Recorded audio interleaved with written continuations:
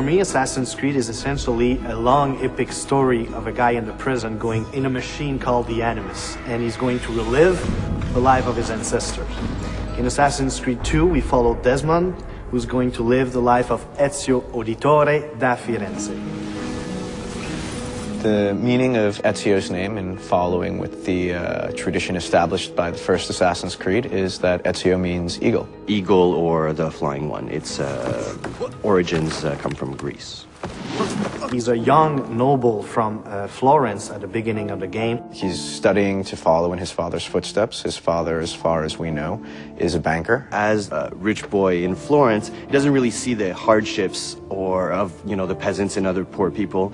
And it doesn't really affect him either. He's more of a carefree guy. He does what he has to do. He's got lots of money. He's got lots of friends. And in regards to the women, he's very charming. He always says the right thing, the right thing to surprise them, to stand out of the crowd, and that's why they have a really hard time resisting to his charms. Ezio is a typical Italian nobleman in many ways. He's a fiery, violent, proud personality. He's terribly proud of his family. He deals with noble people and with peasants in a very polite and courteous way, even if he's about to stick a hidden blade in your skull, right? He has a very strange talent that his father is aware of, which is the eagle vision from the first game. Nobody really knows how come he has that, but we sort of find out in the game. At one point, something tragic happens to himself and his family. What happens is that the same people that Ezio considered to be dear family friends actually turn on him.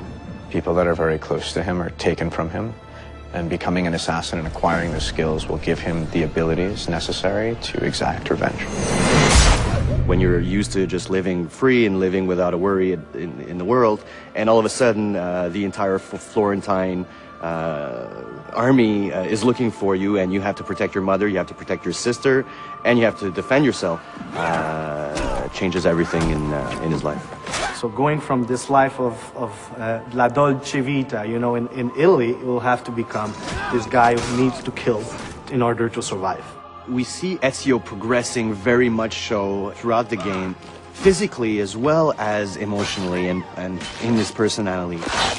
As a player, you will go just like the main character, and the same you'll be at first, just like you and I, and then will become this badass main character. Before he just wants vengeance, but later on he wants justice.